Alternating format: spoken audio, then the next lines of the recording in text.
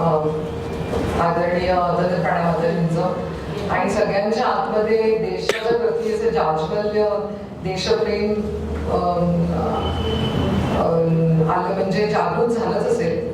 त्याच्यामध्ये देशाकरता काहीतरी करणं, आपण जो काही व्यवसाय करतो, मी पण म्हणेन की गृहिणी म्हणून जरी आपण पुढे मोठे झाल्यावर काही घरात काम केलं, होम मेकर झालो, तरी आपली पुढची पिढी आपण देशप्रेमाकरता आणि देशाची सेवा करण्याकरता तयार करणं हे आपलं उद्दिष्ट असलं पाहिजे. तुम्ही काही करा आणि कुठेही जा, अगदी परदेशातही. इथे आता आपल्यासमोर अशा दोन अतिशय अशी भव्य व्यक्तिमत्व मी म्हणेन की वेगळं आहे त्यांचं कार्य. मी वाचत होते आणि जेव्हा मला कळलं यांच्याशी आज बोलताना सुद्धा, सर्वप्रथम मी तुमचं स्वागत करते आमच्या या पवित्र वास्तूमध्ये श्री शारदा मठाच्या. तुम्ही दोघी पहिल्यांदा येतात आणि मला माहितीये की ही पहिली भेट शेवटची नसणार आहे. कायम आमच्या बरोबर राहा याच्यापुढे. आम्ही आमच्या शाळेमध्ये वगैरे तुम्हाला दोघींनाही निमंत्रित करतोय. तर डॉक्टर सविताताई आणि गौरीताईंना आपण प्रश्न विचारणार आहोत आणि आमचा दिवसभराचा जो विषय आहे तो म्हणजे निर्णय घेण्याची क्षमता, निर्णय कसे घ्यायचे. तर मी तुम्हाला त्या प्रश्नापासून मी सुरुवात करते की आधी मी गौरीताईंना विचारते की तुम्ही MSW केलं, नंतर तुम्ही तत्वज्ञानामध्ये MA केलं, रेडिओवरती काम केलं, मोठ्या मोठ्या पोस्टवरती आणि काम केलं, सगळीकडे तुम्ही आणि स्वतःची आता संस्था उघडली. तर ह्याच्या मागे काय, ह्या निर्णयाच्या मागे तुमची काय प्रेरणा होती, काय विचार होता? आणि धोपट मार्गाने मी इतकं शिकलीये तर मला खूप पैसे मिळणार, नोकरी मिळेल, MSW केल्यावर तर तुम्हाला मोठ्या मोठ्या कंपन्यात आज CSR ऍक्टिव्हिटीज करता खूप मागणी असते. तर हे सगळं सोडून तुम्ही हा मार्ग स्वीकारण्याचा निर्णय कसा घेतला? हॅलो, शारदा मठाने इथे आमंत्रित केल्याबद्दल सर्वप्रथम आभार व्यक्त करते. आणि तुम्ही जो आता प्रश्न विचारला, खरं सोशल वर्कमध्ये येण्याचा किंवा जसं तुम्ही विचारलं की प्रेरणा, तर सगळ्यात पहिल्यांदा म्हणजे मला आवड आहे. आवड म्हणता येईल की खूप आवड आहे मला. म्हणजे शालेय जीवनापासूनच खरं तर मी माझं शिक्षण, शालेय शिक्षण हुजूर पागेमध्ये झालं आणि शाळेचं किंवा कुटुंबाकडनं, माझ्या आईवडिलांकडनं आपण म्हणूयात की संस्कार असतील आणि शाळेकडनं ज्या ज्या विविध संधी मिळाल्यात, तर त्या प्रामुख्याने मला ह्या क्षेत्राकडे मी लहान वयापासूनच ओढली गेले असं म्हणायला हरकत नाही. मग थोडं ॲडोलसन्स एजमध्ये आल्यावर मग हा विचार आणखी प्रगल्भ होत गेला माझा. म्हणजे वेगवेगळ्या उपक्रमांमध्ये, म्हणजे शालेय असेल, त्याच्यानंतर SP कॉलेजमधनं मी BA माझं समाजशास्त्रात झालेलं आहे. तर मग त्या वेगवेगळ्या संधी मिळत गेल्या आणि मला असं वाटतं की ते आणखी आवड निर्माण झाली आणि मला कळलं की मग ह्याचा एक प्रोफेशनल कोर्स पण असतो, जसा MSW आहे कर्वे इन्स्टिट्यूटमधनं. मग तो केल्यानंतर मला असं वाटलं की नाही, आणखी बऱ्याच गोष्टी आहेत ह्या करण्यासारख्या. कारण आपण म्हणतो की समाजकार्य हे बहुतेकांना असं वाटतं की काहीतरी लोकांना मदत केली किंवा काहीतरी, हे समाजकार्याचं अजूनही आहे की काहींना वेगवेगळ्या गोष्टी दिल्या किंवा काय, तर मी खूप समाजकार्य केलं. पण व्हॉलेंटियर आणि प्रोफेशनल सोशल वर्क आपण म्हणू, कारण सोशल वर्कमध्ये सुद्धा थेअरी शिकवली जाते, प्रॅक्टिकल कोर्स असतो. तर ह्या सगळ्या गोष्टींमधनं एक काय म्हणू आपण की एक ताऊन सुलाखून एक सोशल वर्कर, जो प्रोफेशनल सोशल वर्कर असतो, तो बाहेर पडतो. आणि ह्या 2 वर्षाच्या काळात पण खूप वेगवेगळ्या गोष्टी मला शिकायला मिळाल्या, जी त्याला आवडीची जोड होतीच. तर मला असं वाटलं की नाही, आपण ह्याच्यामध्ये काम केलं पाहिजे. आणि दरम्यानच्या काळात मला असं वाटतं की प्रत्येकाने, जसं आपण म्हणतो की वेगवेगळी कौशल्य सुद्धा आत्मसात करणं गरजेचं आहे. कारण फक्त अभ्यास आपण करतो आणि मग बाकी प्रोफेशनल गोष्टी तर असतातच, नोकरी आणि असं, पण थोडीशी कौशल्य जर आपण आत्मसात केली तर ती मला असं वाटतं की करत गेले. हळूहळू एक एक संस्थांमध्ये मी काम केलं, सगळ्याचा समाजामध्ये काम करत असताना अनेक गोष्टींचे अनुभव आले. आणि त्याच्यानंतर मला असं वाटतं की आपण संस्थांमध्ये समाजासाठी काम करत आहोत. खरं तर मैत्रिणींनो, असं वाटतं की आपण बऱ्याचदा की मला जे योग्य वाटतं किंवा काही आपण असं करतो, पण थोडीशी आजूबाजूला जर आपण नजर फिरवली किंवा सामाजिक बांधिलकीच्या दृष्टिकोनातून विचार केला तर अनेक समस्या आहेत आणि ज्याला मला असं वाटतं की प्रोफेशनल सोशल वर्कची गरज आहे. तर ह्या सगळ्या गोष्टी थोड्याशा मी विचार केला. संस्थांमध्ये काम करत होते मी, पण मला असं वाटतं की जी आपली कौशल्य आहेत ती किंवा आणखी वेगळ्या प्रकारे काम करण्याची इच्छा किंवा मग ती आवड स्वस्थ बसू देत नव्हती, म्हणजे संस्थांमध्ये काम करत असताना सुद्धा. मग मला असं लक्षात आलं की अनेक वस्त्या आहेत पुण्यामध्ये की जिथे गरज आहे. कारण बहुतेक वेळा असं होतं की चांगल्या शाळांमध्ये ज्यांना शक्य आहे ती विद्यार्थी चांगल्या शाळांमध्ये जातात, पण वस्ती पातळीवर असा एक विद्यार्थी म्हणा किंवा मुलांचा गट आहे, लहान मुलांचा, की ज्यांच्यामध्ये खरंच क्षमता आहे पण त्यांना योग्य संधी मिळत नाहीये, असं थोडंसं मला म्हणजे बऱ्याच वर्ष काम केल्यानंतर जाणवलं.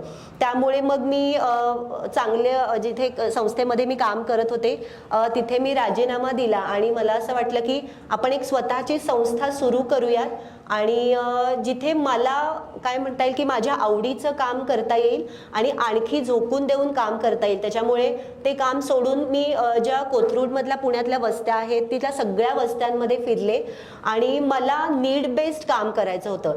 कारण असं नाही की काहीतरी चला सोशल वर्क करायचंय मनाला आलं असं नसतं सोशल वर्क. तर नीड बेस्ड आम्हाला ते शिकवलं गेलेलं आहे की जर आपण गरजेवर आधारित काम केलं, म्हणजे बऱ्याचदा असं होतं की लोकांना सगळं रेडीमेड दिलं म्हणजे सोशल वर्क, तर तसं नाहीये. म्हणजे ही संकल्पना अगदी वेगळी आहे. तर नीड बेस्ड आपण जेव्हा काम करतो की लोकांनी त्यांचे प्रश्न स्वतः सोडवण्यासाठी केलेली मदत त्यांना सक्षम करणं हा खरा प्रोफेशनल सोशल वर्कचा गाभा आहे.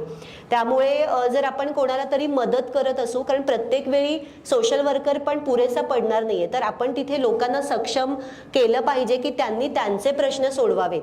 तर ह्या गोष्टीमध्ये मला असं वाटतं केवळ आवड होती आणि घरातले संस्कार म्हणा आईबाबांचे आणि हुजूर पागा शाळा पण खूप छान, म्हणजे मला अत्यंत प्रिय आहे माझी शाळा. आणि मग त्या इतके विविध उपक्रम सामाजिक असतील होत गेले, त्याच्यामुळे ते मी त्या मला असं वाटतं की व्यवसायाकडे असेल किंवा त्या क्षेत्रामध्ये ओढली गेले आणि मला खरंच एक ध्येय, म्हणजे मी माझं ॲडोलसन्स एजमध्येच असताना एक माझं स्वॉट अनालिसिस तयार केलं की नाही मला काय करायचं आहे नेमकं. कारण आत्ता ज्या वयामध्ये मुलींनो तुम्ही सगळे आहात की बहुतांशी बऱ्याच आकर्षक गोष्टी आपल्या आजूबाजूला आहेत, मग ते सोशल मीडिया असेल किंवा अनेक वेगवेगळ्या, पण आपल्याला योग्य निर्णय, जसं आत्ता माताजींनी सांगितलं बऱ्याच गोष्टी त्यांनी ह्यामध्ये अंतर्भूत केल्या, तर आपल्याला जे योग्य वाटतं आहे, माझ्यामध्ये जे कौशल्य आहे, माझ्यामध्ये कुठल्या मर्यादा आहेत ज्या मला त्याचं सकारात्मक गोष्टींमध्ये रूपांतर करता येईल, तर ह्या सगळ्या गोष्टी आपल्याला बघणं गरजेचं आहे. म्हणजे मला असं वाटतं की नेहमी अभी नाही तो कभी नाही, म्हणजे कुठल्याही चांगल्या गोष्टीसाठी आत्ताची जी वेळ आहे, म्हणजे कुठलाही मुहूर्त बघणं किंवा काही असं करण्यापेक्षा जे माझ्या मनाला योग्य वाटतंय, जे मला करायचं आहे ते ह्या क्षणी स्वतःपासून आपल्याला सुरुवात केली पाहिजे.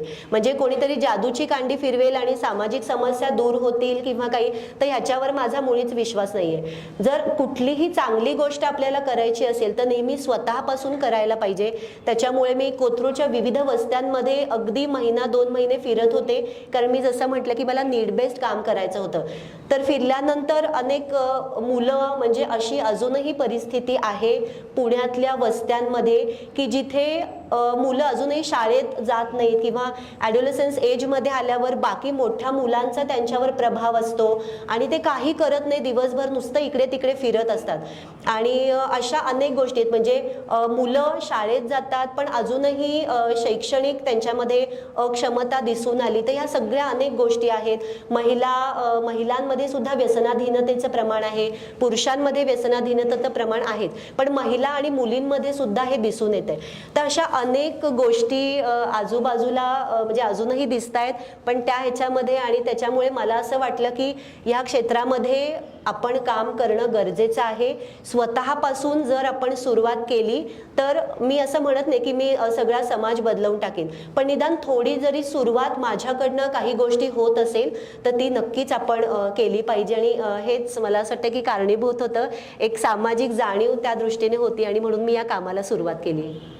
तुमच्या संस्थेच्या संस्था तुम्ही चालू करण्यामागची प्रेरणा इतकी मोठी आणि कार्य केल्यामुळे तुम्हाला ते करणं जास्ती सुलभ झालं. बरोबर. आता मी परत आपण येऊ तुमच्याकडे, कारण आता मला खरं खूप प्रश्न पुन्हा मनामध्ये वेगळे तयार झाले. पण तुम्ही जे म्हणता ना, मला तुम्हाला सगळ्यांना सांगायचं आहे की सक्षम करणं, आधी त्यांच्या पायावर उभं करणं, हे स्वामीजींनी केव्हाच सांगितलंय. विवेकानंद म्हणायचे की म्हणजे महिलांसाठी आधी त्यांना मेक देम केपेबल, किंवा म्हणजे विद्वांना वगैरे नुसतं तुम्ही मदत करून होणार नाही, त्यांच्या समस्या त्यांना सोडवू द्या. हा बेस जो आहे तो मला इतकं छान वाटलं आता तुम्ही सांगितलं ते. आणि मला माहितीये तुम्ही म्हणाले स्वामीजी तुम्ही वाचणार आहात नंतर. तर ते तुम्हाला आणखी प्रेरणा देतील. आता मी डॉक्टर सविता ताईंकडे येते. 2 आहेत माईक. तर त्यांच्याशी पण मी थोडं बोलले मगाशी. आता शिक्षण क्षेत्रामध्येच ह्या अशा मुलांसाठी काम करतायत जे शाळेत जाणं ज्यांना माहिती नाहीये, जाता येत नाहीये, पण त्या डॉक्टरेट इन जर्मन लँग्वेज म्हणजे जर्मन भाषा फर्ग्युसन मध्ये त्यांनी शिकवली. बाकी सगळं आपण परिचय ऐकलाय, पण हा वेगळा वर्ग आहे विद्यार्थ्यांचा जिथे त्या शिकवत होत्या. तुम्हालाही अनेक मार्ग म्हणजे होते की तुम्ही काही दुसरं करू शकत होतात. म्हणजे माझ्या मनात पहिलं आलं की असं ह्यांनी इंडो जर्मन एक्सचेंज केलं, युथ एक्सचेंज केलं, मला चांगला पगार मिळतोय, मी एका उत्तम संस्थेत शिकवतेय, नुसतं सगळ्यांच्या कॉमन भाषेत पाट्या टाकणं म्हणतात, मी फक्त माझं प्रोफेसरचं काम केलं आणि घरी गेले आणि आरामाचं आयुष्य मी जगू शकते, असं न करता तुम्ही काहीतरी वेगळी वहिवाट सुरू केली. तर हे खूपच म्हणजे आम्हाला उत्सुकता आहे सगळं ऐकण्याची. तर सविताताई, आणि तुमचे सगळे पुरस्कार, तुम्ही तो जो नागरी पुरस्कार त्यांना जर्मनीमध्ये मिळालाय तो इक्विव्हलंट टू आपली पद्मश्री आहे. म्हणजे त्यांनी इतकं ते काम, आपल्याकडे कसं आजकाल छोट्या छोट्या कामाची दखल घेऊन केलं जातं, तसं ह्या कामाची दखल घेतली गेली तिकडच्या सरकारकडनं आणि त्यांना मिळाले. तुमच्या कार्याविषयी माझा कसा तुम्ही निर्णय घेतला की मी असं करायला हवं, याच्यात अडचणी येऊ शकतात, तर आम्हाला ते थोडंसं. सर्वप्रथम धन्यवाद मला बोलवलं. मला वाटतं की प्रेरणा वरनच आली की मला सांगण्यात आलं की नाही तू आज इथे येणार आहेस म्हणून मी आले. मी त्याच्यावर विश्वास ठेवते. तुम्ही सगळ्या जणांनी आधी मला सगळे हसरे चेहरे दाखवा. आम्ही कोणीही ग्रेट नाही आहोत. हळूहळू वय वाढलं की खूप संधी मिळतात आणि आपण मोठे होतो. तुम्ही दडपण आणून आमचं अजिबात ऐकू नका. हळूहळू आपण जसे मोठं होतो ना तशा संधी मिळतात आणि तुम्ही जशा मोठ्या व्हाल तसे तुम्हाला पण हे बोलवतील आणि म्हणतील चला तुम्ही सांगा तुमचा प्रवास कसा आहे. तेव्हा सगळ्यांनी मला आधी हसरे चेहरे, प्रसन्न व्हा आणि रिलॅक्स व्हा इथे. कारण आपण आधी माताजींना ऐकलं, त्या खरंच ग्रेट आहेत, पण आम्ही तुमच्यातनंच येऊन इथे आलेलो आहोत. मी थोडक्यात माझी बॅकग्राऊंड सांगते. मी खानापूरची आहे, म्हणजे बेळगावजवळ एक छोटं खेडं आहे. तिथे माझ्या वडिलांचा कारखाना होता आणि 11वीला मी वसतिगृहात आले.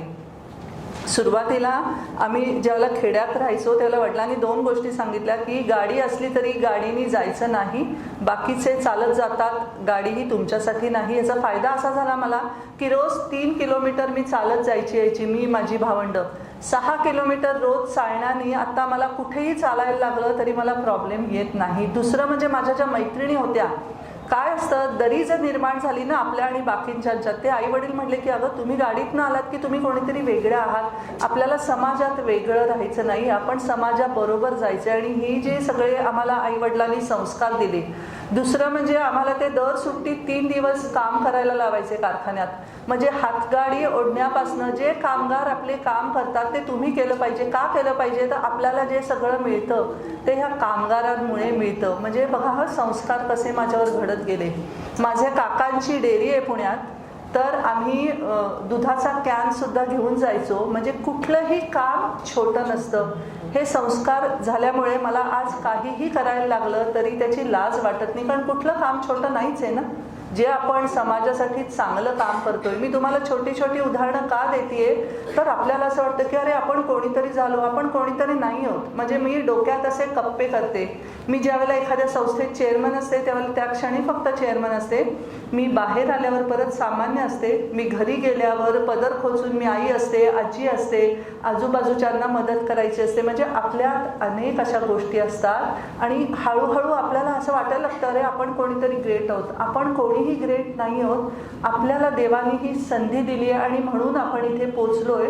त्याच्यामुळे त्याचे रोज आभार मानायचे आणि असं म्हणायचं रोज की बाबा माझे जमिनीवरनं पाय हलवून देऊ नको, ते जमिनीवरच राहू देत, बाकीच्यांच्याच बरोबरच राहू देत. आता कसं झालं, 11वीला मी हॉस्टेलला आले, मी तालुक्याला पहिली आले होते. त्याच्यामुळे माझ्या भावंडांना वाटलं पुण्यातल्या की ही हुशार आहे, सायन्सच केलं पाहिजे ना, PCMB. आणि 11वी 12वी तर मला इतकी घुसमट व्हायची, कारण मी स्विमिंग करायची, मी फिरोदिया पुरुषोत्तम, मी वाद्य वाजवते, टेबल टेनिस खेळते, अनेक गोष्टी करते. आणि PCMB करत असताना ते बेडकाचं डिसेक्शन किंवा अर्थवर्म, माझं मन तिथे रमेना. आणि त्यावेळेला मी फिजिक्स केमिस्ट्री मॅथ्स बायोलॉजी बरोबर जर्मनही घेतलं होतं. आणि मला असं वाटलं अरे ही वेगळी भाषा आहे. त्यावेळेला माझे काका जर्मनीला आणि जपानला जाऊन आले होते. तिथनं त्यांनी, म्हणजे त्यांचा कारखाना आहे तर त्यांनी तिथनं मशिनरी आणली होती. आणि ते म्हटले की अगं जर्मन लोकांच्यात खूप चांगल्या क्वालिटीज आहेत, तर तुला जर भाषा शिकायला मिळाली तर शिक. आणि अशी मी जर्मन भाषा शिकले, BA केलं. मी हॉस्टेलला होते त्यावेळेला पहिले 6 महिने मला खूप जड गेलं, कारण बेळगावची लोकं थोडी वेगळी बोलतात, प्रत्येक ठिकाणची बोलायची पद्धत वेगळी असते बघा. आणि मग पुण्यात जे स्टँडर्ड मराठी असतं, जे आता मी बोलतेय तुमच्याबरोबर, ते काही मला यायचं नाही त्यावेळेला.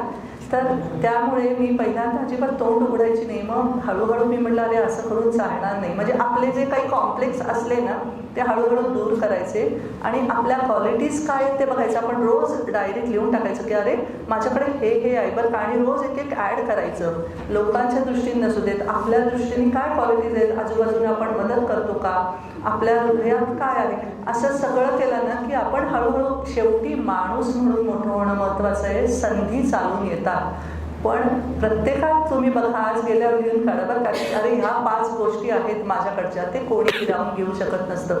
मग BA जर्मन केल्यावर मी MA केलं, मग BEd केलं, MA झाल्यावर माझं लग्न झालं. आणि तुम्हाला अजून एक गोष्ट मी सांगते की मी एकत्र कुटुंबात राहायची, म्हणजे माझ्या सासूबाई सासरे, चुलत सासूबाई सासरे. तुम्हाला मी का सांगते हे, मी जेव्हा जर्मनीला 36 वेळा सांस्कृतिक आदान प्रदान केला, त्यांना माझं काय अपील झालं तर माझ्या हे संस्कार आणि माझ्या व्हॅल्यूज, जे मी पूर्ण इंडियन आहे, मी तिथे सुद्धा मेयरला बोलताना अशीच जाते, कारण माझ्या पेहरावाबद्दल मला खूप अभिमान वाटतो. मी तिथे दूध हळदच पिते रात्री. म्हणजे करोनानंतर त्यांनी टर्म्युरिक लाटे वगैरे करून ते दूध हळद प्यायला लागले, पण आपण वर्षानुवर्ष ते पितोय.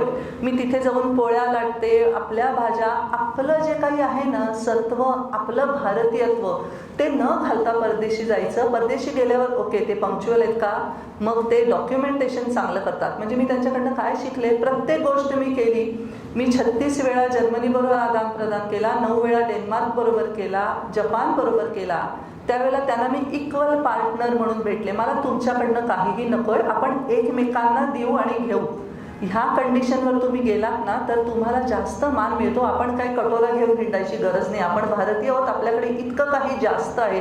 आता जे माताजींनी सांगितलं, जे विवेकानंद सांगत आले की आपण भारतीय आहोत, आपणच जगाला सांगणार आहोत की आपण कोण आहोत. तर मग सांस्कृतिक आदान प्रदान तुम्ही जे म्हणलात, मी पहिल्यांदा 92 मध्ये स्कॉलरशिपवर गेले आणि मला मग तिथल्या जर्मन लोकांबरोबर जास्त बोलता आलं नाही, कारण मी हॉस्टेलला राहायचो. मग मला असं वाटलं की अरे आपल्याला संस्कृती माहिती करून घेतली पाहिजे. जर जर्मन मी भाषा शिकवते आणि मी 60-70 पत्र लिहिली बरं का, कारण त्यावेळेला इंटरनेट नव्हतं. मी आपले एक पत्र लिहायची की मी अशी अशी शिक्षिका आहे आणि मला सांस्कृतिक आदान प्रदान. 60 पत्रांनंतर एका पत्राला होकार आला आणि ते म्हटले की चला आपण सांस्कृतिक आदान प्रदान करू. 5 आठवडे ते इकडे यायचे, आम्ही 5 आठवडे जायचे. आणि आता 36 वेळा झाल्यावर असं आहे की माझ्याकडे 6-7 शाळा आहेत जे मला म्हणतात की तुझ्याच बरोबर सांस्कृतिक आदान प्रदान करायचं आहे. तर त्याच्यासाठी कष्ट आहेत का, खूप कष्ट आहेत. कारण घरचे म्हणजे 2 मुलं, मी म्हटलं तसं सासू सासरे, चुलत सासू सासरे, पण या सगळ्यांचं सहकार्य मला मिळालं. का मिळालं तर त्यांना हे लक्षात यायचं की मी जरी हे सगळं करत असले तरी माझं जे कर्तव्य आहे, आई म्हणून आहे, शिक्षिका म्हणून आहे, आणि मी हे सगळे कार्यक्रम सुट्टीत करायची. कारण माझ्याकडे फर्ग्युसनला खूप जर्मन मुलं शिकतात आणि ग्रांटेड कॉलेज असल्यामुळे कुठल्याही मुलीला जर्मन शिकता येतं. म्हणजे माझी एक विद्यार्थिनी आहे, तिच्या वडिलांची चहाची टपरी होती आणि आज ती सॉफ्टवेअरमध्ये जाऊन 1.5 लाख पगार तिला मिळतो. का मिळतो? 11वी 12वी तिने जर्मन शिकलं. माझी एक अंध विद्यार्थिनी आहे, तिने जर्मनमध्ये PhD केलं. म्हणजे आपण जे म्हणतो इन्क्लुझिव्ह एज्युकेशन, प्रत्येकाला संधी द्या. मी जर म्हटलं नाही तुम्ही 80% असले तर जर्मन घ्या, तुम्हाला इंग्लिश येत असेल तर जर्मन घ्या, अरे मग माझी गरजच नाही आहे ना त्यांना. म्हणजे समोरच्या आलेल्याला प्रत्येकाला संधी देणं. मी वर्गात मुलांना कधीही त्यांचं आडनाव आणि त्यांचे आई वडील काय करतात हे विचारत नाही, कारण मला त्याची गरज नाही आहे, मला त्यांच्याकडनं काहीच नको आहे. वर्गात माझ्या आल्यावर सगळेजण समान आहेत आणि प्रत्येकाला समान शिकण्याची संधी आहे.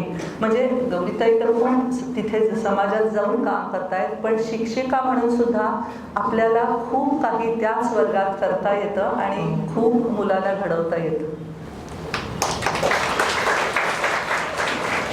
काय प्रेरणादायी व्यक्तिमत्व आहे त्यांचं. बोलणं असं ऐकलं, दोघींचंही बोलणं मला वाटतं यांचं संपू नये, आता वाटत होतं यांचं संपू नये. इतकं सुंदर तुम्ही काम केलंय. म्हणजे आता माझ्या मनात दोघींकरता खूप प्रश्न आलेत. तरी मला विचारायचं वाटेल, तुम्ही तुमच्या ह्याच्यात मी वाचलं की तुम्ही विदर्भात जास्त काम केलं, यवतमाळ आणि तो जो भाग आहे जिथे खरं तर तुम्हालाही माहिती आहे की शेतकरी आत्महत्यांचं प्रमाण जास्त आहे आणि त्या तिकडे जाऊन तुम्ही त्या महिलांसाठी काम केलं आणि तुम्ही मूळच्या पुण्याच्या, तर तुम्हाला असा काही फरक जाणवला का मुंबई पुण्याच्या स्त्रिया आणि तिकडच्या स्त्रियांच्या मनोवृत्तीमध्ये? कारण त्यांचं फील्डच वेगळं आहे, ते जास्त करून शेतकरी समाज आहे. आणि हाच प्रश्न नंतर याच अनुषंगाने मला तुम्हालाही विचारायचं आहे. हो, निश्चित फरक आहे. म्हणजे मला सुरुवातीचे एक खरं तर संधी मला मिळाली की राजमाता जिजाऊ माता बाल पोषण आरोग्य अभियान जे आहे, तर त्याच्यामध्ये शासनाच्या विविध काय म्हणत आपण की जे योजना आहेत, ज्या अंगणवाडी चे जे पालक आहेत अंगणवाडीमध्ये येणारे किंवा वेगवेगळे, तर कन्व्हर्जन्स कसं त्याच्यामध्ये म्हणजे विविध जे विभाग आहेत, जसं आरोग्य असेल, ICDS असेल, आणखी शासनाचे विविध विभाग आणि त्या पालकांमध्ये वेगवेगळ्या डिपार्टमेंटमध्ये कन्व्हर्जन्स कसं करता येईल.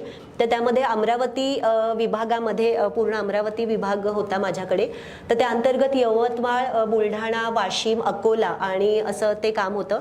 तर त्या निमित्ताने खरं सगळीकडे जाण्याची संधी मिळाली. पहिल्यांदा तर मला भाषेचंच थोडीशी गंमत वाटायची, कारण वेगळा त्यांचा लहेजा आणि ते तर छान. आणि खरं लोक तिकडची खूप काय म्हणू आपण एक थोडी आक्रमक किंवा अशी पण आहेत, पण मितभाषी किंवा आपण म्हणतो एक मृदू स्वभावाची तशी पण मला आढळली. आणि जास्त मला संधी मिळाली धारणी मेळघाट, जिथे अंगणवाडी 1975 साली धारावी आणि धारणी अशा दोन्ही ठिकाणी सुरू झाली.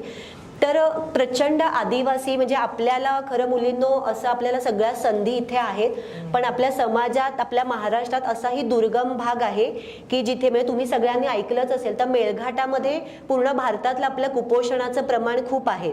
तर त्याच्यामध्ये अंधश्रद्धा अजूनही आहेत तिथे. म्हणजे इन्स्टिट्यूशनल डिलिव्हरीजचं प्रमाण अगदी नगण्य आहे.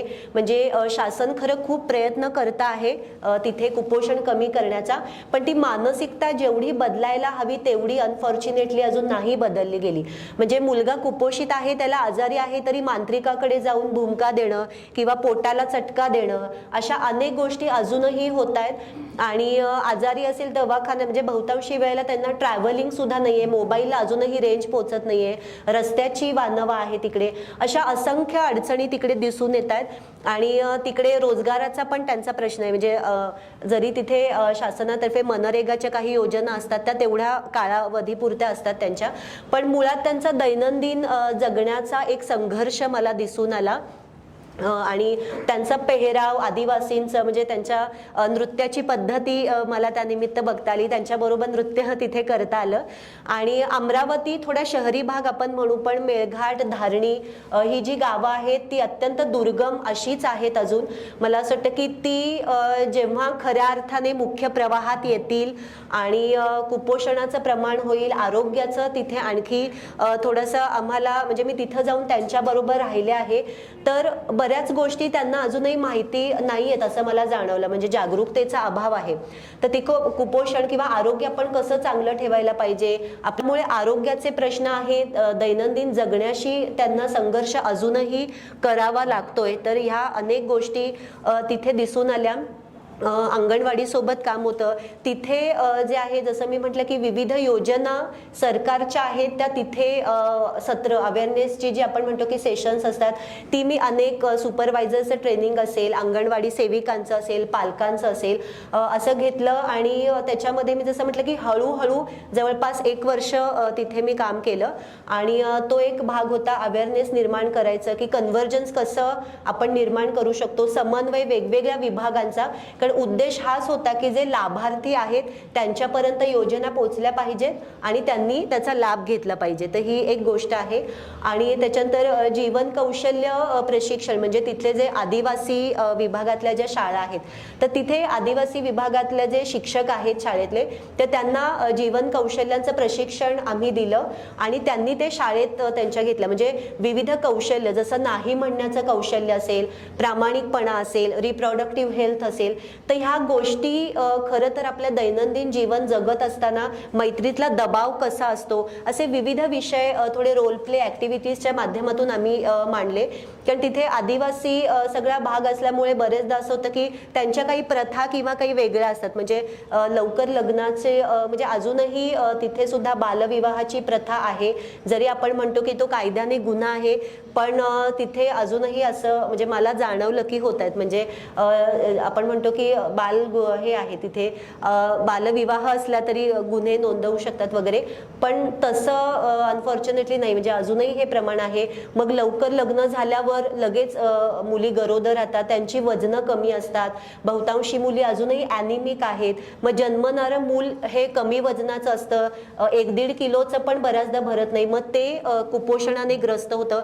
आणि ही जी विशियस सर्कल आहे ती तिथे असेल ताई किंवा इथे असेल. म्हणजे आपल्याला असं वाटतं की पुणे आहे पण अजूनही कुपोषित मुलं नाहीये, तर अजूनही आपल्या इथे सुद्धा कुपोषित मुलं आहे. अतितीव्र कुपोषित गटातली सुद्धा मुलं आहेत. मेळघाटात तर उच्चांकच आहे अजूनही. म्हणजे एवढ्या शासनाच्या योजना असूनही अजून प्रमाण पूर्ण 100% आलेलं नाही. तर प्रचंड काम खरं या अर्थाने करावं लागणारच आहे. तर हे बदलणं मला असं वाटतं की जसं मी म्हटलं की मी गेले आणि फार काही चित्रकरण वेळ खूप कमी होता, पण जेवढं काम आम्ही केलं अवेअरनेस निर्माण केलं आणि जाताना त्या लोकांना जी माहिती दिली त्यांनी आम्हाला ती शेअर केली नाही की थोडी मानसिकता बदलायला त्यानिमित्ताने मदत होऊ शकली. तर हा जो 1 वर्षाचा अनुभव होता तो खूप छान होता. तिथली परिस्थिती किंवा तिकडची जी संस्कृती आहे, वेगवेगळ्या गोष्टी खाण्यापिण्याच्या असतील, तिथल्या राहणीमानाच्या असतील, तर अनेक गोष्टी कळायला मदत झाली आणि त्या दृष्टीनं मला तिथे काम करता आलं आणि म्हणून मला छान वाटलं म्हणजे तिथे काम करताना. मला सांगायला आनंद वाटतो की मी एका संस्थेचं काम करायची ज्याच्यात आम्ही सोलर लाईट द्यायचो अगदी दुर्गम भागांमध्ये. फ्री ऑफ कॉस्ट होतं, थोडे पैसे घ्यायचो, अगदी 100 रुपये वगैरे. तर मेळघाटात मी 6 दिवस राहिले आणि तिकडे जे बघितलं ते अजूनही मला विसरता येत नाही. तर तुम्ही जे सांगितलं मला ते मला लगेच तुम्ही जेवढ्या जणी इथे आहात असं काहीतरी वेगळं आउट ऑफ कम्फर्ट झोन सांगितलं ना माताजींनी, तसं काहीतरी आपल्याला करता आलं पाहिजे. नाही की अजून तिकडे सुविधा नाहीये, हॉस्पिटल नाहीये जवळ, कसे ते गोरे दाम्पत्यांनी काम केलंय आणि लोकांच्या घरात मी गेले तर मला अक्षरशः माझ्या घरी असलेल्या कपड्यांची मला आठवण लाज वाटत होती की 2 दांडीवरती कपडे, 2-4 भांडी, त्याच्यावरती एक अख्खं कुटुंब राहतं असं मेळघाटात. आणि मोबाईल 6 दिवस तुम्ही त्या मोबाईलचा काही नाही, ते नुसतं एक डब्बा असणार आणि तिकडे रेंजच नसते. तर ती परिस्थिती अजूनही आहे. तर अतिशय कुपोषित भाग आहे. खूप छान वाटलं हे ऐकून सगळं आणि कामाला किती दिशा आम्हाला आता उपलब्ध आहे सगळ्याला. हाच प्रश्न स्त्रियांविषयीचा मला तुम्हाला मुलींविषयी विचारायचा आहे सरिताताई की जर्मनीहून आलेल्या मुली त्यांच्या आणि आमच्या मुलींमध्ये तुम्हाला काही साधर्म्य आढळला का विचार करण्याच्या ह्याच्यात किंवा म्हणजे इकडच्या तिकडे गेल्यावरच नाही मला विचारायचंय, त्या इकडे आल्यावर काय तुम्हाला वाटलं त्यांना बघून, कशा आहेत त्या मुली? आता जवळजवळ 25 वर्षापेक्षा जास्त मी हा सांस्कृतिक आदानप्रदान करते. तर सुरुवातीला मला असं जाणवायचं की तिथल्या ज्या मुली होत्या त्या जास्त कामच महत्त्वाचा आहे. तर त्या मुली ज्या वेळेला इथे यायच्या त्यावेळेला आपली कुटुंब व्यवस्था त्यांना वेगळी वाटायची. पण एक छान मी तुम्हाला उदाहरण सांगते. एक मुलगा आला होता जर्मनीहून, आता मुलं मुली असं नसतं, म्हणजे मी चिठ्ठ्या काढते आणि पार्टनर्स देते. तर एका कुटुंबात गेलो होतो जिथे 2 मुली होत्या, आई वडील आणि आजी आजोबा गेले होते. आणि त्यांनी महिनाभर राहिल्यावर असं ऑब्झर्व केलं की आजी काही फारशी करू शकत नाही आहे कारण म्हातारी आहे, पण प्रत्येक डिसिजन ती जी सून आहे ती तिला विचारते की मी मग आज भाजीही करू का, मग तुम्हाला टी व्ही बघायचा आहे का. मग तर महिना झाल्यावर तो जेव्हा परत गेला तर तो त्याच्या आईवडिलांना म्हणाला की अरे तिथे आजी होती आणि तिला एवढा मान होता, आपली आजी वृद्धाश्रमात का राहते. आणि सुट्टीत त्यांनी आपल्या आजीला घरी आणायला सुरुवात केली. मी ज्या वेळेला गेले त्यावेळेला त्या आईवडिलांनी मला चहाला बोलवलं आणि ते म्हणे की अहो आम्ही काही सासूशी वाईट वागायचं वगैरे असं काही नाही आहे, पण आमची ही सिस्टीम अशी आहे. पण ज्या वेळेला मला माझा मुलगा म्हणाला की का आपण आजीला आणत नाही, आणि त्या आजीच्या डोळ्यात पाणी होतं. म्हणजे आपल्या जे ही कुटुंब व्यवस्था आहे, तुमच्या घरी जर आजी आजोबा असले, ते जर म्हातारे झाले असले तर त्यांचा तिरस्कार करू नका, त्यांना प्रेम द्या, कारण आपण कधीतरी म्हातारे होणार आहोत. आणि दुसरं म्हणजे ही आपली संस्कृती आहे. जे वीक आहेत, जे गरीब आहेत, जे म्हातारे झालेले आहेत, त्यांच्या काही होऊ शकत नाही, त्यांना आपण मदत करूया. तर हे ते आपल्याकडनं शिकले, कारण युद्धानंतर त्यांची जवळजवळ एक पिढी मारली गेलेली आहे. पण त्या खूप इंडिपेंडंट असतात. आपल्या मुली ते शिकल्या की अरे सगळं आपलं आपलं करायचं आहे बरं का, सारखं आईची मदत घे किंवा सारखं दुसरं कोणीतरी करतंय असं नाही. तर संस्कृतीत आदानप्रदान म्हणजे हेच असतं की दुसऱ्याकडनं चांगल्या गोष्टी शिकायच्या, पण आपल्या ज्या चांगल्या गोष्टी आहेत त्या घालवायच्या नाहीत. म्हणजे आता आपले जे कपडे आहेत, आता सलवार कमीज हा इतका छान ड्रेस आहे, इतका डिसेंट आहे. साड्या तर आम्ही नेसतो, पण मला माहिती की तुम्हाला जड जाईल, साडीच नेसा असं मी म्हणतच नाही आहे. कुठलाही इंडियन पेहराव करायला काही हरकत नाही आहे. इकडे त्या आल्या की त्यांना ते खूप आवडतं. आणि मेहंदी लावून घेणं, म्हणजे आत्ता मी जूनमध्ये तिकडे गेले होते, त्यांना म्हटलं अरे आम्ही मेहंदी लावतो, तर 110 मुला-मुलींनी नावं दिली की आम्हाला मेहंदी लावून पाहिजे. आणि मग तिथली ती ऑर्गनायझर म्हणली मी आता चिठ्ठ्या काढते. म्हटलं काढू नकोस, इथल्या माझ्याबरोबर आम्ही 15 जणी होतो, त्यांना म्हटलं आपल्याकडे 3 महिने आहेत, प्रत्येकाने मेहंदी काढायला शिकायचं. त्यांना ए क्वालिटीची पाहिजे का A+ असं काहीच नाही आहे, कारण त्यांना कुठं माहिती आहे. तुम्हाला कसं लगेच तुम्ही मोबाईल बघता आणि अरे हे डिझाईनच बेस्ट आहे, तसा प्रश्नच नाही आहे ना. आम्ही सगळ्या 110 जणांना मेहंदी काढली, कारण मी म्हटलं की आपण सगळ्यांना संधी देऊयात. म्हणजे दर ठिकाणी मी असं बघते की A+ क्वालिटीचं काम एखाद वेळेस नसेल, पण कोणाला नाराज न करता सगळ्यांपर्यंत पोहोचणे हेच मी बेसिक जीवन तत्व ठेवलेलं आहे.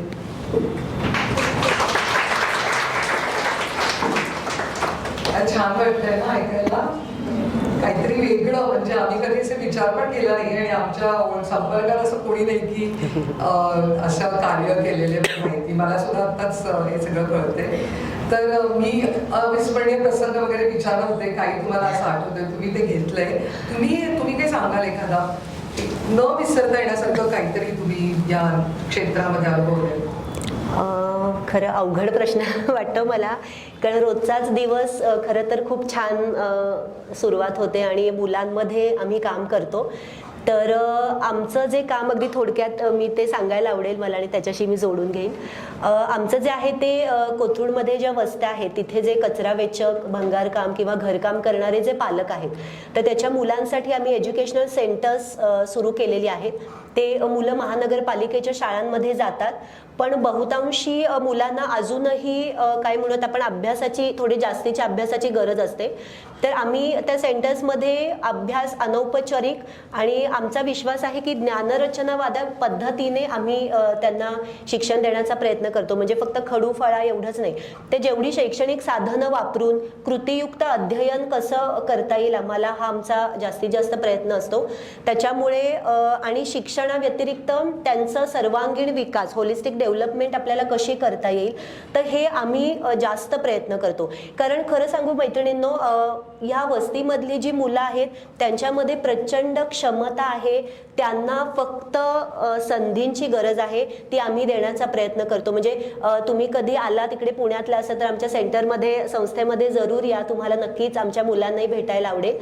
तर खूप अशा वेगवेगळ्या गोष्टी उपक्रम आम्ही करत असतो. जसं आम्ही कथ्थक शिकवतो मुलांना, कराटेचं प्रशिक्षण देतो, आर्ट क्राफ्टच्या ॲक्टिव्हिटी असतात, खेळ घेतो आणि अभ्यास, असं सगळ्या गोष्टींनी युक्त असं आमचं सेंटर आहे. आणि मुलांना 2.5 ते 3 तास वस्तीच्या बाहेरच्या वातावरणापासून 2.5 तास त्यांना कसं सुरक्षित आणि मोकळं वातावरण मिळेल. कारण बऱ्याचदा असं होतं की अगदी छोटी घरं आहेत त्यांची, म्हणजे ह्याच्यामध्ये 4 घरं येतील त्यांची या स्टेजमध्ये. अशी छोटी छोटी घरं आहेत. वडील दारूचं प्रमाण आहे, म्हणजे अचानक कधी मारहाण होईल आईला सांगता येत नाही.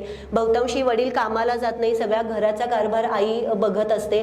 तर थोडंसं अनेक आमच्या मुलांच्या घरी असं असतं की दहशतीचं वातावरण, आता वडील आले आणि काही झालं पुढे तर. मग त्या सगळ्या वातावरणातून थोडं त्यांना चांगला वेळ मिळावा, त्यांनी चांगला अभ्यास पण करावा, सुरक्षिततेचं वातावरण मिळावं, अशा आम्ही त्याच्यासाठी प्रयत्न करत असतो. आणि अविस्मरणीय असं म्हटलं तर मग रोजचाच खरं दिवस आहे. कारण मुलांमध्ये काम करणं म्हणजे खूप छान वाटतं आम्हाला. आणि मुलांचे असे हसरे चेहरे आणि छान त्यांनी आमच्याबरोबर ते शेअर केल्या गोष्टी, म्हणजे असं आहे की मुलं बऱ्याचदा आई वडिलांसोबत जे शेअर करत नाही ते मला आणि विकासला, म्हणजे माझे मिस्टर आहेत, आम्ही दोघं मिळून संस्थेचं काम करतो, तर त्यांना अगदी हक्काने येऊन सांगतात. त्यांना जर काही गोष्ट की त्यांना माहिती आहे की आई वडील नाही देऊ शकत आहेत, त्यांना काहीतरी खाण्याची इच्छा होते आहे, तर ती आम्ही आमच्या संस्थेमार्फत पूर्ण करतो. म्हणजे आम्ही बरेच दिवस मुलं आमच्या मागे लागली होती की ते पाणीपुरी खायची, कारण बहुतेक मुलांनी पाणीपुरीच खाल्ली नव्हती. कारण असं होतं की अशी पण काही घरं आहेत की त्यांना भाज्या सुद्धा परवडत नाही, फक्त डाळ आणि भात किंवा चपाती भाकरी एवढंच ते असतं. त्यामुळे जाता येता ते शाळेतनं वगैरे बघायचे पाणीपुरीचं स्टॉल आहे आणि मग त्यांना खाण्याची खूप इच्छा झाली होती.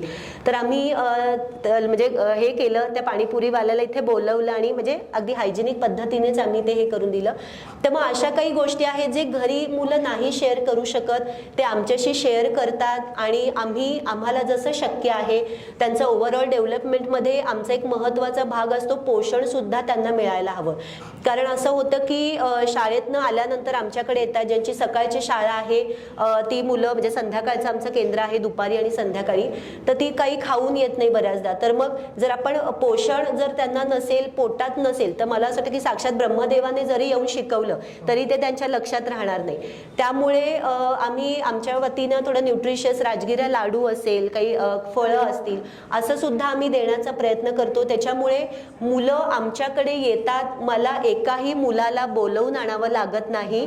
आणि माझ्याकडे आता जवळपास 100वर वर मुलं आमच्या केंद्रात येतात. आणि जर म्हणजे अगदी आधी आम्ही म्हणत होतो की पहिलीपासनं, तर आता 2-2.5 वर्षाची मुलं सुद्धा येतात. त्यांना मध्येच झोप येते किंवा काही, तर आम्ही कुठलाही अट्टहास करत नाही की अभ्यासच केला पाहिजे. त्याला जर आम्ही असं एक कोपरा केलेला आहे, त्याला असं वाटलं की नाही तिथे खेळायचंय, मातीमध्ये खेळायचंय किंवा काही, तर मुलांना जे हवं ते करण्याची मुभा थोडा वेळ आम्ही देतो. म्हणजे अभ्यास ही प्रायोरिटी आहेच आमची, पण त्याला जर वाटलं की नाही मला थोडंसं तिकडे पुस्तक वाचायचंय किंवा काही, त्यामुळे ते करण्याची मुभा असते. म्हणजे आणि थोडंसं आत्ताच्या मुलांमध्ये, आता शिक्षण क्षेत्रात काम करताना तरी मला खूप ही गोष्ट जाणवते, इव्हन मोठ्या व्यक्तींमध्ये सुद्धा, की जे आपण म्हणतो की तर्कसंगत विचार करणं किंवा विश्लेषणात्मक विचार करणं हे कुठेतरी आपल्यामध्ये कदाचित जेवढं असायला हवं तेवढं नाही दिसून येत. तर आम्ही तसा प्रयत्न करतोय मुलांमध्ये की तर्कबुद्धीने कसा विचार करता येईल, की ह्याच्या मागे एखादी घटना घडलेली आहे तर आपण कार्यकारण भाव त्याच्या मागचा काय आहे, ही घडलेली घटना आहे, दुसरी कोणीतरी मत व्यक्त केलं ते ॲज इट इज आपण स्वीकारण्यापेक्षा की मला गौरी म्हणून त्याच्या मागे काय वाटतं आहे, की काय ह्याचे परिणाम काय होतील. जसं निर्णय घेण्याची एक गोष्ट आहे, तर मी जे करते आहे ती मी स्वतः, म्हणजे आपण एक वर्तुळ बघितलं तर वर्तुळामध्ये अनेक वर्तुळ, म्हणजे एक छोट्या वर्तुळामध्ये मी असेल, त्याच्या पुढचा वर्तुळ आहे आपले आई वडील किंवा कुटुंब असेल, त्याच्या पुढचं आपले नातेवाईक असतील, त्याच्या पुढचं आपले शाळा महाविद्यालय समाज असेल.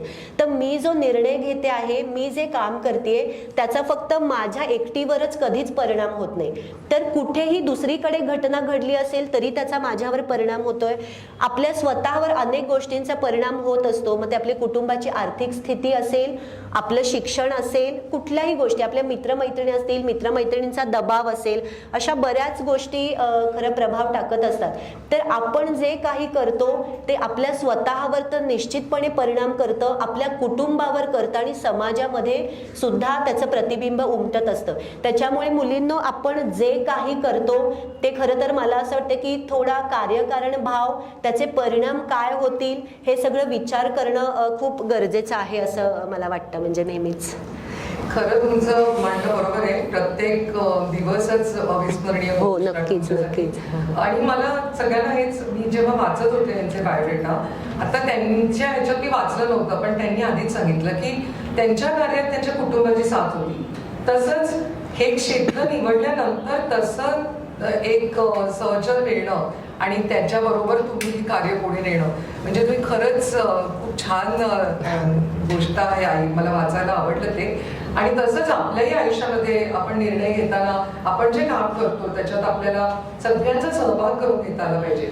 आणि मला असं वाटतं तुम्ही खरं खूप विचारायचं आहे, त्यामुळे मुलींना पण मी वेळ देणार आहे, पण त्याआधी तुम्ही मुलींना काही सांगाल का की लीडरशिप क्वालिटीमध्ये, किंवा तर तुम्ही जसं तुम्ही मुख्य आहात तुमच्या ॲक्टिव्हिटीजमध्ये दोघीही, तर तुम्ही ते निर्णय कसे घेता, किंवा तुम्ही ते कसे, त्याचा मुख्य असल्यामुळे तुम्ही काय विचार करता, टिप्स द्या तुम्ही त्यांना. आणि सामाजिक कार्य तर मला वाटतं तुम्हाला सगळ्यांना ह्यांच्याशी जुडलं गेलं पाहिजे. तुम्ही यांना मदत करालच, म्हणजे आपण सगळेच करूया. तर आम्ही कसं करू शकतो हे आम्ही नंतर तुम्हाला विचारू. तर तुम्ही दोघींनी थोडक्यात सांगा, मग मी तुम्हाला प्रश्न विचारायला वेळ देणार आहे. तर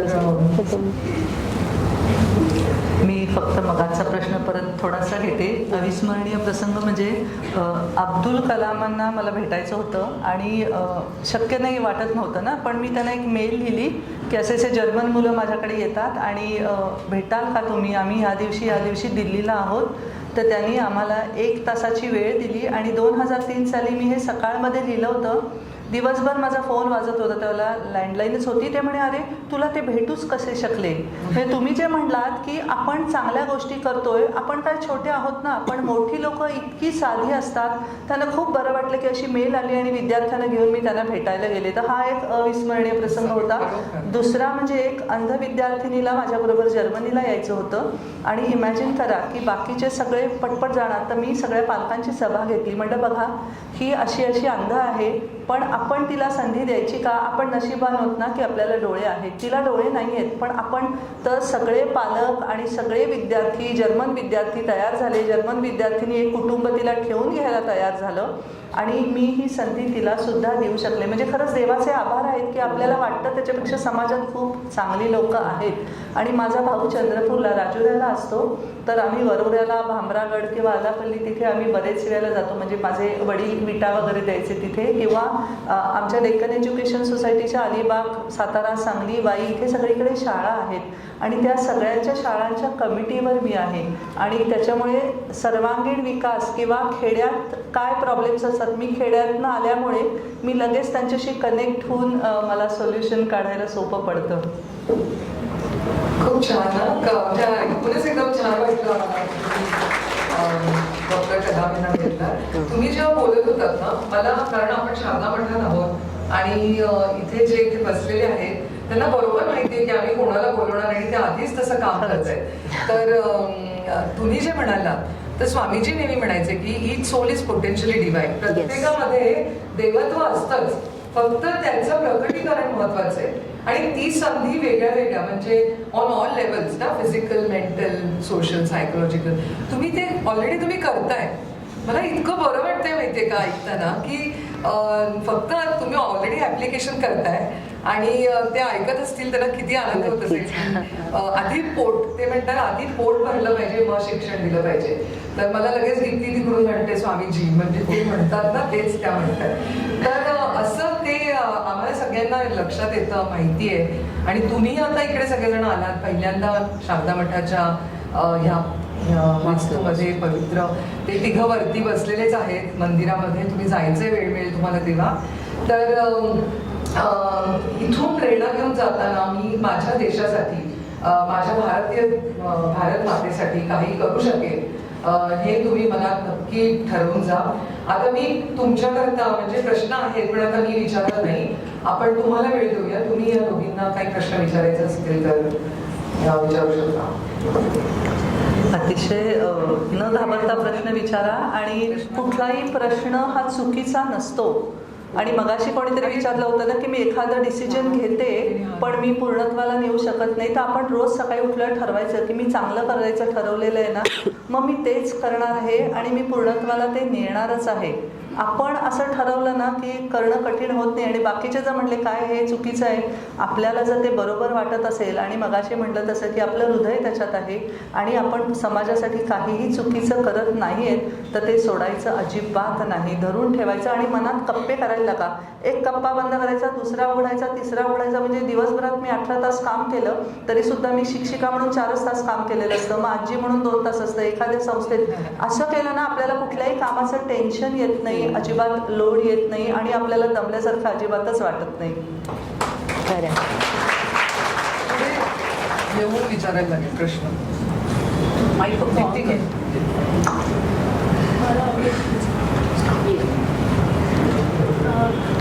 माझं नाव चिन्मयी देशपांडे. ऍक्च्युली तुमच्या दोघींबरोबर माझं एक कनेक्ट आहे.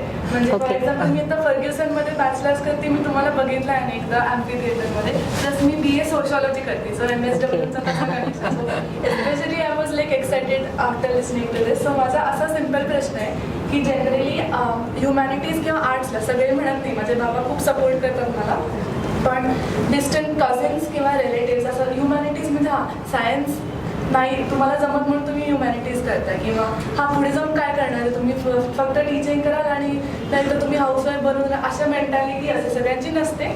बट मे बी म्हणजे आय थिंक सो मेनी इंडियन्सची अशी मेंटॅलिटी असते ह्युमॅनिटीज लाईक सबऑर्डिनेट करायला. जरी मी त्यांना सांगायचा प्रयत्न केला की ह्युमॅनिटीज सायन्सला असे चॅनलाइज करते प्रोग्रेससाठी, पण त्यांना काही ते पटत नाही. सो तुम्हाला असं काय उत्तर आहे की असे जे लोक त्यांना ह्युमॅनिटीजबद्दल माहीत पण नसतं, पण त्यांना कसं आपण एक्सप्लेन करू शकतो किंवा आपल्या सब्जेक्टसाठी रिस्पेक्ट क्रिएट करू शकतो लोकांमध्ये? मी एक उत्तर देते. पहिलंच 11वीला फर्ग्युसनला हायेस्ट ॲडमिशन क्लोज आर्ट्सची होते.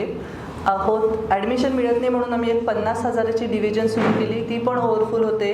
FY BA फर्ग्युसनला ॲडमिशन मिळत नाही, 98% 99%. कारण आता खूपदा असं झालं आहे की BA करून मग MBA केलं आणि ते सगळीकडे टॉप बॉसेस म्हणून इंजिनियर्स आणि बाकीच्यांच्या डोक्यावर असतात. म्हणजे सिम्पली तुम्ही सायन्स का आर्ट्स का कॉमर्स घेतापेक्षा, जसं मी PCMB करून मग आर्ट्सला आले, माझ्या मुलीनी पण तसंच केलं. तिने आता MA सायकॉलॉजी केलं आणि ती मिसेस इंडिया वर्ल्ड वाईड आहे. तुम्ही कुठलंही प्रोफेशन घ्या, पण आपल्या हृदयाला विचारायचं की अरे मी पुढे काय करणार आहे. म्हणजे मला मर्सिडीज बेन्झ किंवा असे अनेक जॉबच्या संधी येत होत्या, कारण MA जर्मन. मी म्हटलं नाही, मला शिक्षिकाच व्हायचं आहे. म्हणजे लहानपणापासून माझं एवढं क्लिअर होतं की मी शिक्षिकाच बनणार आहे आणि जे काही शिक्षक म्हणून पैसे मिळत आहेत ते जगायला पुरेसे. 2 गोष्टी लक्षात घ्यायचे की आपल्याला जगायला पुरेसे पैसे मिळवता आलेच पाहिजेत, पण मोठ्या गाड्या मोठ्या घोडे घेऊन आपल्याला आनंद मिळणार आहे का, त्याची गरज नसेल तर त्याच्या मागे धावू नका. सो आर्ट्सला यू शूड टेल एव्हरीवन की फर्ग्युसनच्या ॲडमिशन्स बघा, this is the highest closing and you can see so many are doing so good because they have opted for arts. तुम्ही खूप गोष्टी करू शकता बाकीच्या सुद्धा. त्याच्यामुळे आर्ट्स किंवा कॉमर्स किंवा सायन्स कुठलीही ब्रांच तेवढीच चांगली आहे, ते काहीच फरक नाही आहे. तर arts in fact highest closing branch आहे फर्ग्युसनमध्ये, यू नो दॅट. आणि मला असं वाटतं की प्रत्येक शास्त्रामध्ये थेअरी असते, प्रॅक्टिकल असतं. मग ते सायन्स असू दे किंवा कुठलेही बाकी, म्हणजे प्रत्येकाच्या आवडीनिवडीचा पण एक भाग आहे. जर कारण या वयामध्येच आपण जर ठरवलं मला विशिष्ट गोष्ट करायची आहे तर त्या स्ट्रीमकडे आपण जातो. पण म्हणजे कंपॅरिझन पण नाही करता येणार. प्रत्येकाचं काही ना काहीतरी वैशिष्ट्य आहे, प्रत्येक शास्त्राचं वैशिष्ट्य आहे. ज्याला त्याच्यामध्ये रस आहे ते जाईल. म्हणजे पुढे वेगवेगळ्या गोष्टी करायच्या आहेत, विविध छंद जोपासायचे आहेत. मग जरी तो सायन्समधला विद्यार्थी असेल तरी तो निश्चितपणे करू शकतो. आणि आता तर आपल्या नवीन शैक्षणिक धोरणानुसार बऱ्याच मला वाटतं शिक्षणाची दारं किंवा संधी आणखी खुली होणारच आहेत. तर असं हे न करता मला असं वाटतं की जे आपल्याला आवडेल, जे आपल्यामध्ये क्षमता आहे. म्हणजे मला सायन्स आत्ता शालेय वयातच खूप अवघड जात आहे आणि पालकांनी अट्टहास धरला की हे करायचं आहे, मग तिथे पुन्हा निराशा येण्याची शक्यता आहे. त्यामुळे आपल्या जसं आपण म्हणतो की जो निर्णय तुम्हाला योग्य वाटेल जे आपल्यामध्ये कौशल्य आहे, जे तुम्ही करू शकता, त्याच्यावर प्रत्येकाने आपला विश्वास ठेवायला लागेल. आणि आपल्याला मुलींनो ओळखणारी आपणच व्यक्ती बेस्ट पर्सन असतो, की मला काय येतं हे आपण स्वतःनेच ठरवायचं आहे. दुसरे आपल्याला सल्ला देतील किंवा सुचवतील, पण काय करायचं आहे आयुष्यात हे आपलं आपणच प्रत्येकाने ठरवायचं आहे. आणि जे तुम्ही कराल, मग सायन्समध्ये जा, आर्ट्समध्ये, कॉमर्समध्ये, जे काही तुम्ही कराल ते 100% देण्याचा प्रयत्न केला पाहिजे. त्यामुळे मला असं वाटतं की असं वेगळं तुलना किंवा असं न करता प्रत्येकाचं वैशिष्ट्य आहे आणि त्या दृष्टीने ते आपण जोपासलं पाहिजे आणि त्याला आदर केला पाहिजे. वेळ बघा. नाही, 12:30 पर्यंत. मी दीपाली नाईक. मी as a medical area manager all over Maharashtra cover करते. तुम्ही जे प्रॉब्लेम फेस करता सेम मी पण करते की बऱ्याच वेळा असं होतं की हॉस्पिटलायझेशन आपल्याला नाही पोहोचतात किंवा ते लोक हॉस्पिटलपर्यंत पोहोचू पण शकत नाही. म्हणजे तुम्ही जर म्हणतात की खूप ओशन वगैरे एक हा कन्सर्न म्हणजे मी डेली ते अनुभव करते. पण मला याच्यामध्ये असं म्हणायचं की तुम्ही एवढ्या चांगल्या चांगल्या पोझिशनला आहात, सो तुम्हाला कुठेतरी जाणवत असेल की या क्षेत्रामध्ये मला काही लोकांची जरूर असेल लाईक मी लाईक दिस गर्ल्स. तर तुम्हाला काही असं वाटत असेल तर तुम्ही अशी ऑपॉर्च्युनिटी ठेवा की आम्हाला या क्षेत्रामध्ये म्हणजे डिवोट करणारे लोक हवे. सो आम्हाला जर का तिथे करेक्ट तर definitely I will be there. Oh great. Thank you so much. मगाशी कुपोषणाबद्दल गौरीताई बोलल्या ना, आम्ही मध्ये अहिल्यादेवीत सर्वे घेतला आणि सगळ्यांचे हिमोग्लोबिन तपासलं. आत्ता आम्ही एक मशीन संस्थेत आणलेलं आहे आणि 150 रुपयात बरेच पॅरामीटर्स त्याच्यात बघितले जातात. म्हणजे शुगर बघितली जाते, BP आहे का किंवा असं. आणि आम्ही त्या संस्थातल्या सगळ्या शाळात नेऊन मुलांचं ते बघणार आहोत. आणि हिमोग्लोबिनचं म्हणजे लोखंडी कढई, लोखंडी डाव, लोखंडी तवा हे आणि पालेभाज्या त्याच्यात केल्याने सुद्धा हिमोग्लोबिनमध्ये इतका फरक पडतो. आणि सीझनल फळं खाणं, म्हणजे छोट्या छोट्या गोष्टी जर आपण अंगीकार शकलो, म्हणजे मला माहिती आहे की मेळघाट किंवा ह्याच्यात प्रश्न कसे आहेत, परंतु आपल्याकडे इथे ना एक तर प्लॅस्टिकमधलं काहीही जर आपण खाल्लं नाही तर आपले अर्धे प्रश्न सुटणार आहेत. जे ताजं सकस साधं अन्न जर आपण खाऊ शकलो ना, टी व्हीतल्या जाहिराती जे करून आपल्याला अट्रॅक्ट करतायत ते जर आपण खाणं बंद केलं तर आपले खूप पैसे वाचतील आणि आपलं स्वास्थ्य खूप चांगलं राहील. खरं तर सोपा मंत्र आहे पण थोडा कठीण आहे पाळायला. तुम्ही सगळ्यांनी ठरवा, मी कुरकुरे, लेज असल्या कुठल्याही गोष्टी खाणार नाही किंवा पेप्सी किंवा असं पिणार नाही, लिंबू सरबत पिन. साध्या साध्या गोष्टी तुम्ही जर ठरवलात ना तर तुम्ही खूप समाज घडवू शकता. कारण तुम्ही आता तरुण आहात, तुम्ही आजूबाजूंना सुद्धा हे सांगू शकता आणि इन्फ्लुएन्स करू शकता. म्हणजे तुम्ही आज जर इथनं बाहेर जाऊन असा संकल्प करून जर बाहेर गेलात, खूप काही चांगलं होऊ शकेल आपल्या सगळ्यांसाठी. ते साधं लोखंडी तवा तुम्ही जे म्हणताय ना, नॉनस्टिक थांबवून जर एवढं एक बदल केला तरी खूप. पुढचा प्रश्न थोडं पुढे येऊन बसा ज्यांना प्रश्न विचारायचा आहे. ज्यांना प्रश्न आहे त्यांनी हे खाली येऊनच बसा. समोर येऊन बसा.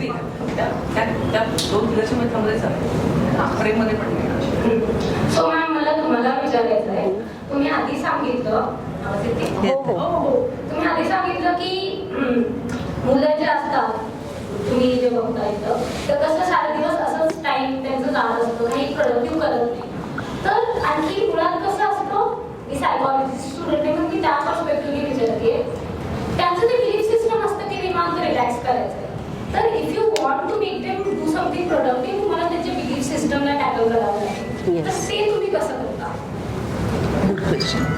बिलीफ सिस्टम म्हणजे त्यांना खरं तर वस्तीमधलं जे आपण म्हणतो की आयुष्य किंवा जे ते बघतात किंवा आजूबाजूला त्यांचं वातावरण आहे, आईवडिलांशी त्यांचं जे इंटरॅक्शन आहे किंवा काही, तर त्या खूप गोष्टी त्यांना त्यांच्यावर प्रभाव टाकत असतात. तर मला असं वाटतं की जर त्यांच्यापर्यंत पोचायचं असेल तर मग आपण जर त्यांना पहिल्या दिवशी भेटलो आणि दादा तू हे कर आणि ते कर मग तुझं आयुष्य बदलेल वगैरे असं करताच येत नाही. तर त्यांच्याशी आधी म्हणजे असा घोळका वगैरे बसलेला असतो, रिक्षात असतात किंवा कुठेही जसं असेल तिथे ती मुलं, आणि मुलांचं प्रमाण प्रामुख्याने जास्त आहे म्हणजे मुलींपेक्षा, कारण मुली या घरकामात आणि अशा व्यस्त म्हणजे करून ठेवलेलं आहे त्यांना. तर मग मुलं सुरुवातीला असंच गप्पा मारायच्या किंवा काय काय त्यांना आवडतं किंवा काय असं मग त्यांच्या मनात कुठेतरी आपल्याला जावं लागतं. म्हणजे पहिल्या दिवशी कदाचित आपल्याला ते काही हे करणार नाही, कोणतरी आलंय काय आपल्याशी बोलणार पण नाही ते, मग पण सातत्य आपल्या कामाला जर, कारण आपल्याला ते दिसतंय म्हणजे असं काही लगेच होणार नाही की चला आम्ही आता गेलो आणि बदल होणार नाही, आणि ते अपेक्षित पण नसतं. त्यामुळे पण आपल्याला थोडंसं त्यांना जर मुख्य प्रवाहात आणायचं आहे किंवा आपल्याला कळतंय की त्यांचा थोडासा वेळ चालेल पण त्यांच्यामध्ये क्षमता आहे आणि ते करू शकतात, मग हे थोडंसं निरीक्षणाने आजूबाजूला विचारण्याने त्यांच्या पालकांशी बोलल्यावर थोडंसं लक्षात येतं की मग बाबा हा एखादा ठराविक मुलगा की या गोष्टीमध्ये चांगला आहे, याला उत्तम डान्स करता येतो किंवा हा आणखी शिकू शकतो किंवा आणखी ग्रॅज्युएशन पर्यंत जाऊ शकतो. अशा काही गोष्टी आधी एक जे कोणी काम करतायत किंवा प्रोफेशनल सोशल वर्कर असेल किंवा कोणी सायकोलॉजिस्ट असेल, थोडं निरीक्षणाने त्यांच्या बोलण्यातून आधी त्यांच्या विश्वात आपल्याला प्रवेश करावा लागतो आणि मग हळूहळू त्यांना काय आहे किंवा त्यांना काय वाटतं किंवा ते वेळ घालवतायत तर ते का घालवतात अशी सगळी कारणं शोधून मग त्याच्यावर आपल्याला काम करणं गरजेचं आहे. आणि जर पहिल्याच दिवशी आपण म्हटलं की असं असं करतात ते नाही आपल्याला तेवढा वेळ देणार, तर ते बिलीफ सिस्टीम आहे की त्यांच्यापर्यंत जाऊन थोडं रॅपो इस्टॅब्लिश केल्यानंतर आपल्याला त्यांच्याबरोबर काम करता येतं. आणि असं आमच्या संस्थेच्या माध्यमातून पण आम्ही केलेलं आहे. आणि जी मुलं खरं तर वस्तीमध्ये एक चित्र असं दिसतं म्हणजे की कुठलीही विद्यार्थी म्हणजे फार फार तर ग्रॅज्युएशन किंवा असेल पण PhD MPhil झालेली वस्तीमधली आजतागायत मला एकही विद्यार्थी किंवा विद्यार्थिनी दिसलेली नाही. म्हणजे माझा MPhilचा तो विषय होता त्या संदर्भातला, तर मला ते आढळून आलं की असं नाही कोणी. तर माझा हाच प्रयत्न आहे की ह्या विद्यार्थ्यांना किंवा ज्यांच्यामध्ये क्षमता आहे, कारण काय होतं वस्तीमध्ये 12वी झाली किंवा काय म्हणजे अजूनही असं प्रमाण आहे. मला खरंच मी कधी कधी असा विचार करते की अरे चाहे का असं अजून होतंय की आकर्षण इतकं आहे मुला मुलींमध्ये, कारण ते नॉर्मल आहे जसे हार्मोन्स सिक्रिट होतात आणि त्या, पण ते कधी कधी एकदम टोकाची भूमिका घेतात कारण घरची परिस्थिती चांगली नाही आणि छोटंसं घर आहे, मग एवढे जण त्याच्यामध्ये राहत आहेत, मग ते बाहेरच्या म्हणजे मुलगी असेल तर मुलाकडे आकर्षित होते आणि मग ती एक दिवस असं ते की पळून जाते, 11वी 12वीतली मुलगी पळून जाते. तर मग ह्या ज्या गोष्टी आहेत त्या कुठेतरी थांबणं म्हणा किंवा त्यांना थोडा अवेअरनेस असेल की काय आहे तुमचा निर्णय आयुष्यातला तुम्हाला घ्यायचा आहे, तर तुम्ही असं केल्यानंतर म्हणजे मैत्री प्रेम आकर्षण, आम्ही जीवन कौशल्य हे पण विषय त्यांच्याबरोबर शेअर करतो की मित्र कसा असावा, मैत्रीण कशी असावी, प्रेम आणि आकर्षणातला फरक काय. आकर्षण हे तात्पुरतं असतं, प्रेम हे सावकाश होतं, त्याच्यात आदर असतो, पण असा अविचाराने तुम्ही निर्णय घेतला तर पुढे आयुष्यभर तुम्हाला त्या गोष्टीचं नुकसान होऊ शकतं. म्हणजे मी जसं मगाशी म्हटलं की आपण जो काही निर्णय घेतो, आपण जो काही विचार करतो तो केवळ आपल्यावरच नसतो, त्याचा आपलं कुटुंब, आपला समाज आणि पर्यायाने आपल्या देशावर सुद्धा नक्कीच त्याचा परिणाम होत असतो, त्याच्यामध्ये बदल होत असतो. तर मला असं वाटतं की थोडं त्यांच्या बरोबर त्यांच्यातलं होऊन आधी काम करावं लागतं. म्हणजे अगदी खाली बसून असेल, वस्तीतल्या बायकांना आपल्याला दिसते की ते मिसरी एवढी मिसरी लावून बसतायत, ते त्यांना कितीही सांगितलं की तर ते ऐकणार नाहीत, पण मग हळू आणि ह्या गोष्टीला खूप वेळ लागतो.